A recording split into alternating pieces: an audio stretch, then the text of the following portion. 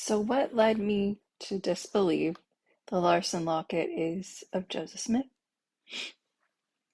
I'm just going to go through a lot of things that I've learned the past well over 4 years, speaking with Tegan Lucas and Machi Hennenberg, and with a whole other group. I did give permission to a whole other group to also analyze my picture, and they would love to analyze all the alleged pictures. That would be great. But so here is who studied that picture in the paper by Locke Mackay of Hidden Things Shall Come to Light, and where he just says, he bluntly states it's Joseph Smith and fails to state it's just his opinion. But they did have some people look at it, and we're going to go over that really quick here. So, Annametrics, they gave a moderate likeness per Locke Mackay. They didn't come out disagreeing with that, so possibly that is correct that they said a moderate likeness of the Larsen Locket in the mask paintings. You go to the website annametrics.com. It describes an advanced investigative facial recognition solution for law enforcement forensic investigators. They convert 2D images into 3D avatars for facial feature superimposition. Human errors found affect the outcome of interpreting facial recognition software is something you need to be aware of. Here's a study that states human performance curtails accuracy of facial recognition systems, potentially reducing benchmark estimates by 50% in operational settings.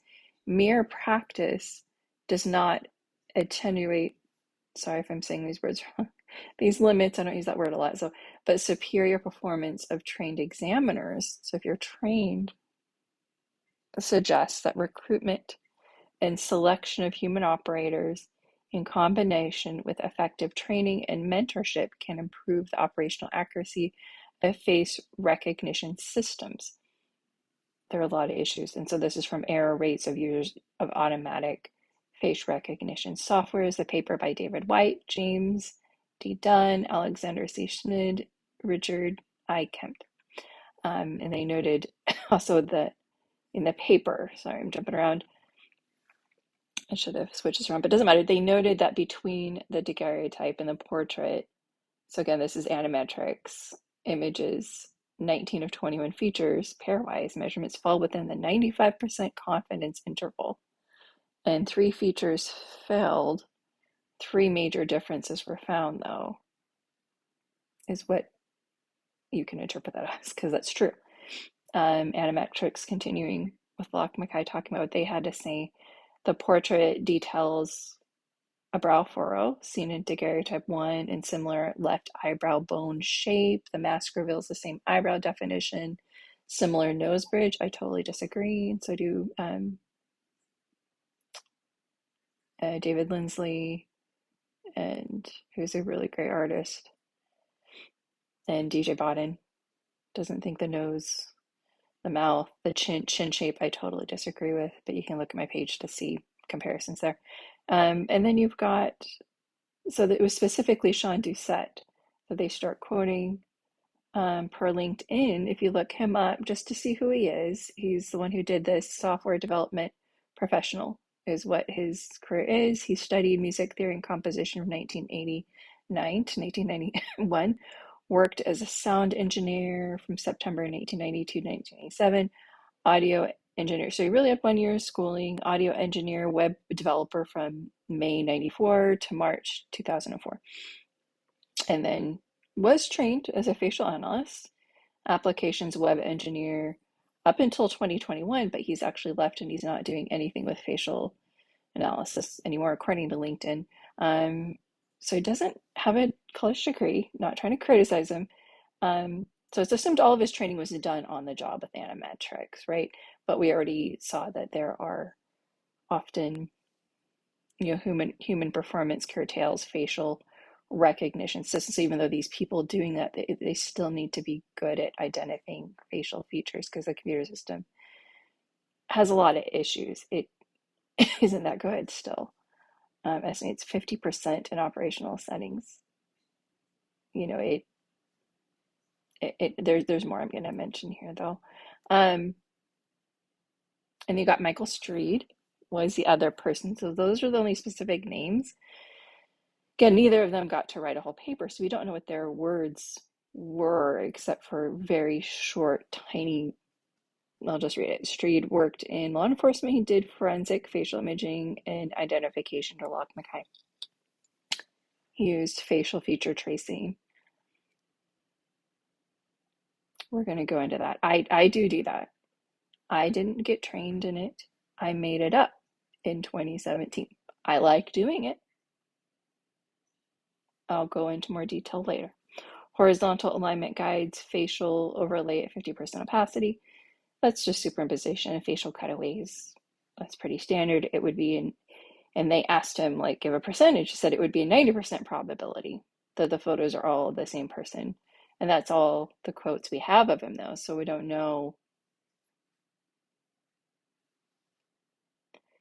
Okay, this is where things get interesting. You guys can, I just recommend looking at this website and just seeing what comes up, as I've looked at scientific papers and talked to two different groups of forensic anthropologists in different continents. And they were very, very kind to me and tried to teach me and help me, which I appreciate. But I'm not in their career.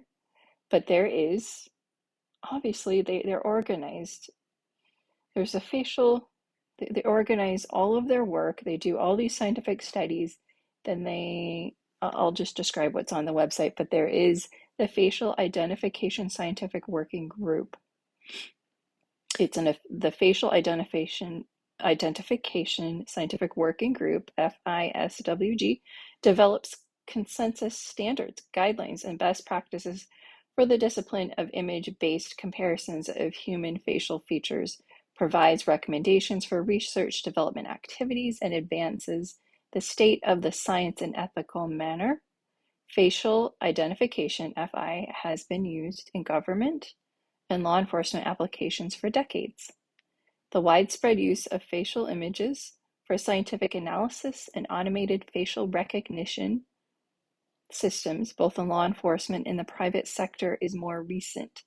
For over a decade, FISWG has been a leader in gathering and disseminating accurate information regarding the proper application of FI and FR methodologies and technologies. With over 50 different LE agencies, intelligence agencies, and private industry from across the world, subject matter experts in the FI-related discipline meet twice annually. And so they all sort of, people that actually have this career are always up to date. Okay, what are we finding is a huge error? What is not going to help us in this career? It's often a life or death situation, just like they said when they interviewed Tegan Lucas. They would grab her if it was someone's life dependent on it. You get someone who's trained, and they know what is agreed upon. Forensic facial comparison in South Africa. So this is a paper I'm going to quote here, called Forensic Facial Comparison in South Africa, State of the Science. This was published with Elsevier, with M. Stein, M. Pretorius, these are different names, N. Briers, N. Basai, I think, A. Johnson, T. M. R. Holton. And in this paper, it says, in early publications, it was proposed that 3 FFC techniques can be used: morphological analysis, photoanthropometry, superimposition. Do you see anywhere the tracing that I do that was trying to be passed off is like a common forensic technique? I haven't found it anywhere at all.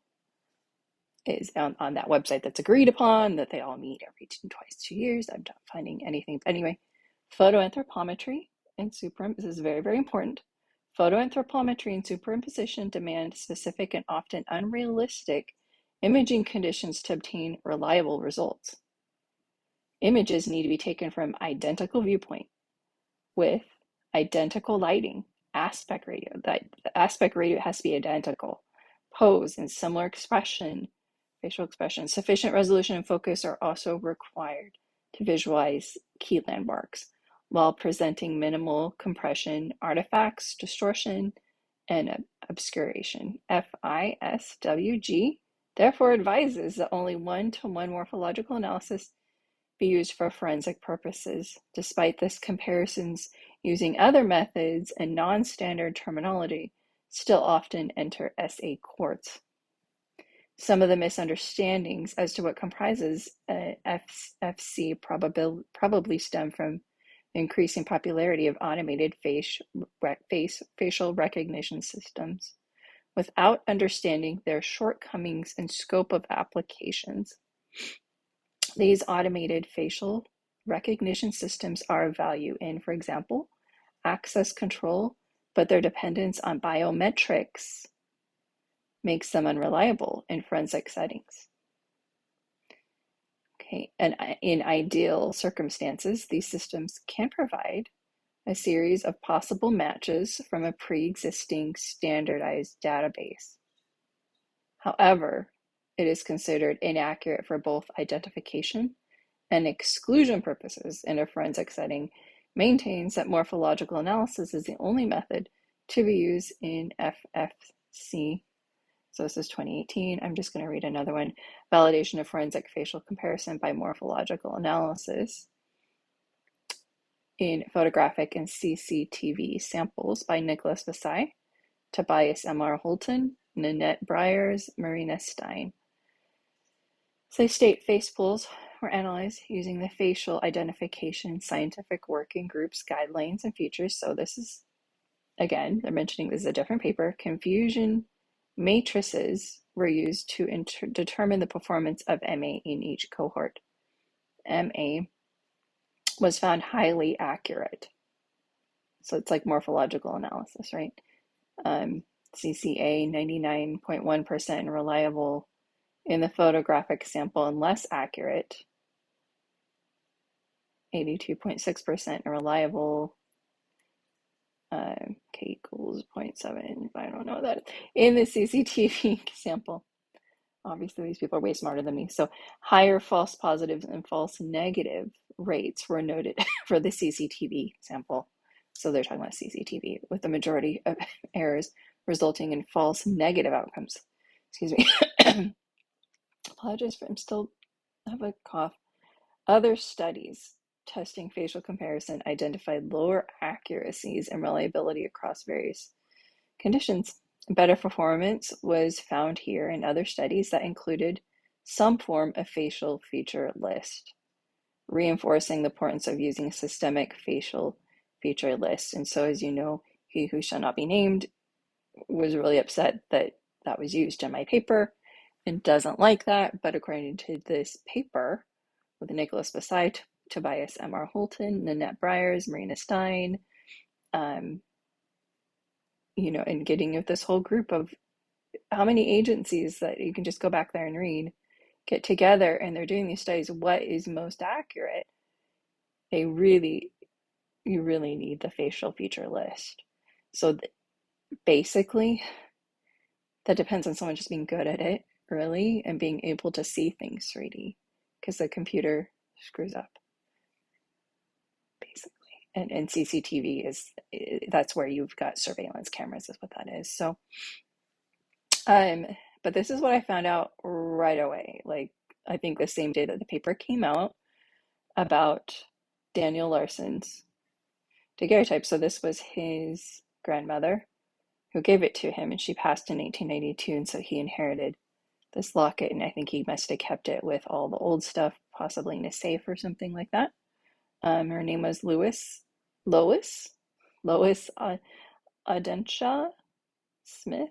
I can't talk today. I'm sorry, but Frederick Madison Smith was her father, and his father was Joseph III, and his mother was Bertha Madison, who was the second wife of Joseph III. He was a widower twice, so he in total has had 3 wives. And she looked very similar to the man in the locket. Sorry. So when I looked at this, I could see a lot of things that matched up so well. Just the shape of their eyebrows, their eye shape, the expression in their eyes. They both have a small nose, shape of their lips, the fullness underneath, but this flatter chin. But anyway, yeah, she married Joseph III, and here you can see on the left is my CDV. So when this came out, I now know that the Smith family did all work together on that paper, according to the comments, if those comments are correct. And I had been talking to the top historian scholars that were descendants of Joseph Smith and the family, and they all just bought into it and believed that, as far as well implied to me, that they really believed that this was a legitimate conclusion of Locke Mackay according to his conversations with Anna Metrix and Michael Street. But in looking at the picture of Joseph Smith III, he looks more like my guy, and then she looks more like that guy. Okay, you just can't. Let's just stare at it for a minute. Just look at the shape and how things are sort of coming downward from the corner of her mouth. It just gets a little bit fuller, and then her chin is flat. Larsen Locket, very flat chin, very small nose. Just the whole shape of the eyes. It's just sort of drags down a little bit. Whereas in my picture, you see these very, very straight eyebrows. We'll go more into this later, but a very prominent nose. Joseph III had a very prominent nose. His nose was actually even longer than in the death mask or any image. Like he had a very, very long, the tip of his nose went downward. Joseph Smith's nose, tip of his nose didn't do that. But here are some descriptions that come from William B. McCarl's article. And so this is the Weekly Gazette, May 1844. They mentioned a very oblong chrono region is very high. And they just keep saying, talking about his forehead. Frontal retreating. That's like receding. So the front of his head is just, that's receding hairline. That's literally what that means. His forehead is very white because he's wearing a hat and he has a receding hairline, so it's going to be even wider. Interesting, his face is not somewhat symmetrical, but basically his face is not symmetrical, is what they're saying. But what is important is that they said really long, really thick, they say light eyelashes, and the brows were thick indeed, like a battle brow. Like these are thick eyebrows, really long eyelashes. I don't see any of that in the Larsen Locket. Josiah Quincy here is quoted, and so this was May 1844. So when he went to visit, and he said that Joseph Smith, hardy, athletic fellow, people kept trying to tell me my guy wasn't fat enough because he was fat. I think he got overweight in 1842, okay, because I think it took a little bit to get muscle back from 1839. I think he was skin and bones. When you have no muscle, your metabolism gets lower, especially when you have refeeding syndrome, and people are, and then he has to get over that, and then it would have taken a really long time to be able to eat normal. By 1842, I'm sure he was eating normal, and Locke Mackay gave an exact amount of time, but it was like 3 months or something. He was in hiding in 1842. He died in 1844, and Lucien Foster showed up in 1844. By then, he's back. I think he's got his muscle back. I think he's physically and financially doing well, sort of better. Anyway, whatever. Won't go into financial stuff. That's not what this is about. That's a complicated issue. But it had been long enough since he was almost starved to death in 1839. But he was athletic, according to Josiah Quincy, in May 1844. This is around when he probably got his daguerreotype taken. So he was athletic when Lucien Foster was still in town. I don't think he'd left town yet. And blue eyes, so his eyes are lighter. Light complexion, long nose, always this forehead, this nose, retreating forehead again. He's like, it's a retreating. Retreating is synonymous with receding. He wore stripes in his clothes, we won't go into. Beard, anyway. Charlotte Haven, an Englishwoman, described him large, youthful in appearance, blue eyes, which would be lighter in a black and white picture, usually, and expressing shrewdness. She didn't join the church, so she's being a little critical, but a large head, really a large, pronounced, like bad at the organs. Phrenology was all like the shape of your head described who you were. He was very racist. He is, and God told Joseph Smith that it was of the devil, like it was not a real science and it was evil phrenology. Very rounded shoulders, so not square shoulders. From the words of those who knew him, it is learned that President Joseph, and I'll just say right here, the Larsen Locket, he looks too short.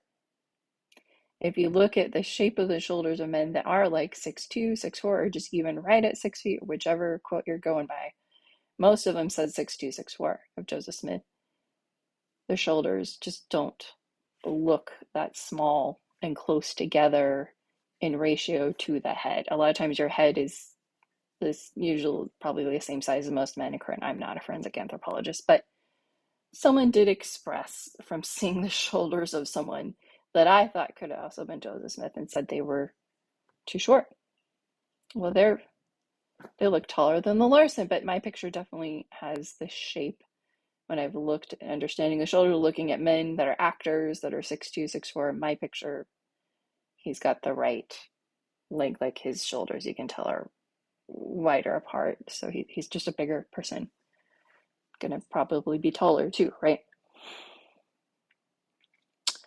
And so this is William B. McCall stating the words from those who knew him. It was learned that the prophet seer of the organizer of the Church of Jesus Christ Latter-day Saints in appearance was light complexion, very little beard, well proportioned, light brown hair, prominent forehead, because a lot of people said brown, blue eyes, so lighter eyes, heavy brows, long eyelashes. He gave a list. Again, this is his articles 1962. So brown hair, hair not curly, light hair, hair quite fine, shape of the head very oblong, oval, large head, white forehead without a furrow, retreating forehead, brows light, thick, precisely that of a betel brow, eyes shaded, longest, thickest lashes, eyes, nothing in particular. That was one that didn't like him. Handsome blue eyes, which seemed to penetrate one's innermost thoughts. Eyes standing prominently out on his light complexion, light hazel eyes.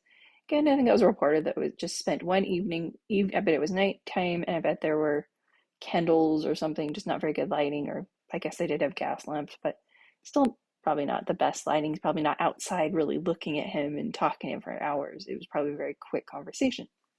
Anyway, only one person said hazel. A lot of people said blue eyes. A lot. Eyes set far back in the head and expressing great shrewdness or whatever. That was stupid. Here's his list. You can just look through that. But really, over astoundingly, people saying he actually is very athletic. Carriage of Apollo. Like if a guy is like super fat and chunky, I'm sorry, like they wouldn't describe him as the carriage of Apollo and athletic, and specifically these are in 1844. I would say in 1842 he got a little, so I'm sure there was a comment by that guy that left the church around then that he thought he looked portly or whatever, but he'd left the church the last whole year of Joseph Smith's life. They weren't really hanging out talking, and he was, I'm sure, avoiding him because he got into some very violent crowds of people. And so from those physical descriptions, the biggest issues, I think, is the curly. So Joseph Smith III said his hair is not curly. That was in there as well. And not a very prominent forehead. He doesn't have a retreating forehead, doesn't have a receding hairline. I see no indication of that. Especially because you can see it right where it's parted. You would see it right there. And you see that in all the artwork right where it's parted. It's receding really far back. It's not. But it's very curly hair, very thick hair. And the ears do not match. And so this was something unique. I'll kind of go back here so you can see what I'm. So this is why the tracing thing might have issues, because obviously I'm covering what I'm pointing out. So in a dynamic video, great, fine, because you're putting it there, taking away. So I can go back to here and see what I'm pointing out. This is the antihelical fold. It protrudes flush with the outer auricle. That's really unique, really different. And just look at pictures of Bertha. That part of her ear does the same thing. It's not the exact, like the ears aren't 100% the same, but it's still the inner part of that does that. It's almost flush with the outer part. And you see that in pictures of Bertha. Do not see it in the artwork of Joseph Smith, but he also has just the shape of the earlobe. It's definitely attached, but it's like Emma Smith. She's very much attached earlobes that just go straight down. There's no curve on the earlobe, though. Absolutely no curve. And we can go back here and look at the other ear. Look at both ears. There's no curve on it. Just has this straight, like 45-degree angle going down and then attaching on the side of his neck. But you see the earlobes are very, the auricle and inner fold are just normal. They aren't shaped. And even though this is forward facing, this is a profile, you would still see that unique shape, and you would see an indication of that weird shape because your ears are so unique. And just even the inner part of how it's just so round right there, you don't see that roundness in the inner part as it starts to go down into your ear canal, right? Right there, that darkest part, very round. And all of the artwork, it's like a square. It's that weird square shape, very unique, weird ears. You don't see any indication of that. And Tegan Lucas said your ears are like, they're like fingerprints. And many experts that have worked in the field of identifying faces and identifying people in photos, the ears are a lot of times the biggest giveaway. And so someone tried to argue with me about that years ago. But anyway, I think the ears look really well with my picture. But here's a really good, clear picture from 1842. And again, the ear lobe is round. It's not doing that angle and just attaching straight on the ear, but especially right where the ear canal is, right in that center part of the cartilage. It's round. It's not this weird square shape that you see in the Larsen locket. And here is the forward-facing painting. Again, his earlobes are very rounded. So that's 4 different pictures from life. You're never seeing that 45-degree angle of the earlobe then attaching to his neck. And Emma's ears are like that. You can tell, and there's so many pictures of her. I'm like, yeah, her ears were attached. Although with one Maudsley picture, you could sort of see a line. You're like, well, maybe they're not. Maybe they're unattached. But there's so much of Joseph. You would see some indication of that strange, some of those features in the ears, you see nothing. And this is where I disagree with that guy from Annometrics talking about the chin. I believe the Larsen locket is not someone with a rounded chin. So in the paper that Tegan Lucas and Machi Henneberg wrote, of a morphological comparison between a man likely to be Joseph Smith, they've said we think it's Joseph Smith. I think I can say that they do. They both on their own. One person looked at the death mask. So that categorization process, really, really important. They found is very, very important because there's big issues with the computers and even just morphological comparison. That's why there's so much on the categorization of facial features in our paper and looking for an identifying feature. But the dimensions of the face actually are so good with the death mask in my picture, with, in mind, camera distortion and skin tightening with death and on and on. But as you see from the profile, Joseph Smith in that top left picture, very much a curved, rounded chin. And you see that this is a copy of the forward-facing painting, but you can see that very, very rounded chin. You can see it in the forward part right there. But here is the Larsen locket. I see more of a similarity with John Heder, who has a very flat chin, and you see from his profile, it doesn't protrude. It's not rounded like in that artwork.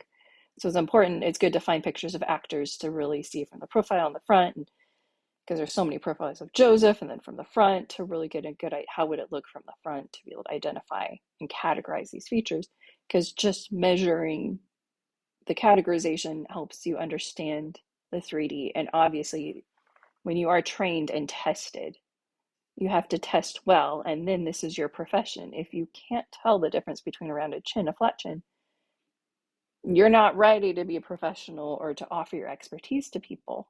You just aren't. But this actor, really, I can see Kevin McGarry. He was on Heartland. But you can see the similarity between that and the forward-facing painting right there. And you can see his profile. He's definitely got a very, especially that angle, it's really extreme, but very much a rounded chin. And you can still see, again, that top left rounded chin. My picture, you can see the indication of that rounded chin. You have to train your brain to see things 3D. Either you're trained and you get it, or you just don't. And obviously, the biggest reason I don't think the Larsen Locket is Joseph Smith is our own paper stating so.